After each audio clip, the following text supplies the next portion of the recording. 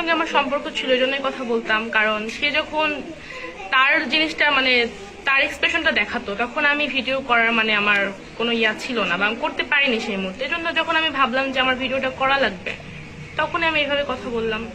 দেন সেও তার এক্সপ্রেশনটা দেখালো। কোনো স্যার তো কখনো কোনো স্টুডেন্টের ভিডিও কল অ্যাকসেপ্ট করে না, তাই না? তার সঙ্গে নিশ্চয়ই আমার অবৈধ সম্পর্ক ছিল বলে সে আমার ভিডিও কলটা রিসিভ করেছে।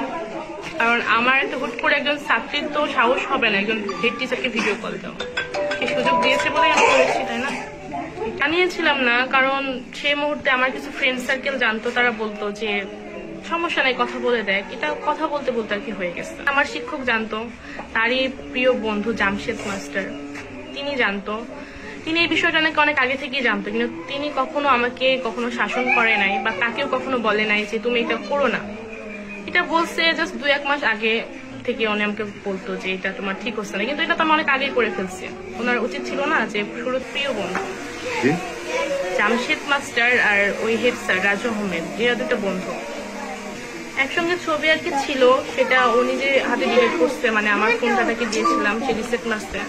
এই ডকুমেন্টগুলো আমার কাছে আছে যে সে স্বেচ্ছা ডিলিট করেছে, তার এরপর আমার কাছে ভাইরাল করলো না। কারণ উনি আসলে ভাবছিল না যে আমার পক্ষে এগুলা করা পসিবল হবে, কারণ আমি ছোট মানুষ, আর যেহেতু আমি তাকে অনেক বেশি বিশ্বাস করতাম, ভালোবাসতাম।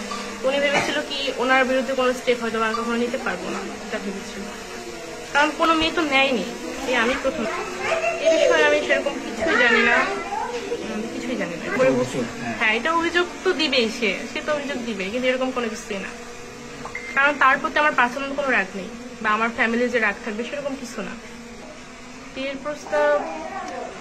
বিয়ের প্রস্তাব দিয়েছিলাম, কিন্তু সে অ্যাকসেপ্ট করেনি।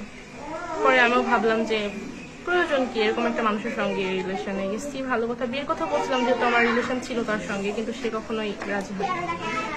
না, এটা তো ভিডিও ছাড়ার পরে তো আমি বলছিলাম বিয়ের কথা, যে যেহেতু ভাইরাল হয়ে গেছে চলো বিয়ে করে ফেলে, তখনও রাজি। অফারটা, কারণ সে আমাকে বলতো সবসময় যে তুমি অন্য কোথাও বিয়ে করলে সেখানে আরো বেশি ভালো হবে, তুমি তোমার হাজবেন্ডের মানে তার পরকীয়া চালিয়ে যেতে বলতো। এটা তো পসিবল না, কারণ ওনার মতো তো আমি না। অ্যামাউন্ট, আমি টাকা পয়সার কথা এখানে তুলতেই চাই না। আমি কোনো অপশন চাই না টাকা পয়সা, যে আমি এত টাকা অফার করছি তুমি এগুলো বন্ধ করে দাও। আমি তার বিচারের জন্য এটা করছি। হয়েছে, কিন্তু আমার কি করার বলেন? কখনোই কোনো কমিটি বলেন কখনোই স্টেপ নিত না, নেওয়া হয়নি। কারণ নিত না, কারণ আমি যতটুকু শুনছি, আমি কিন্তু এটা একদিনে ভেবে করিনি। শুনেছি যে তার বিরুদ্ধে কখনোই কোনো স্টেপ নেওয়া হবে না, নেওয়ার বলে অনেক আগে নেওয়া হবে। কারণ সে একবার না একাধিক ভার এগুলো করছে।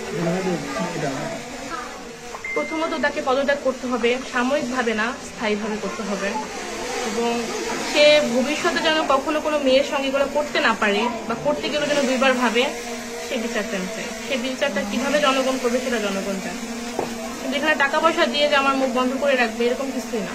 হ্যাঁ, 3 বছরের সম্পর্ক ছিল তার সাথে, অনেক কথাবার্তা হয়েছে, জানি না শারীরিক সম্পর্ক পর্যন্ত রয়েছে কিনা। সেক্ষেত্রে আপনার শিক্ষকের এত বড় শাস্তি দাবি করতে পারবেন? না, আমার কাছে অনেক ভিডিও, প্রাইভেট ভিডিও, ফটো ছিল, কিন্তু সেগুলো ডিলিট করে দিচ্ছি। বলে এত কিছু করার প্রশ্ন আসতো না, এত কিছু আমি করতামও না কখনো। অবশ্য অনেক দূর গেছে বলেই করেছি।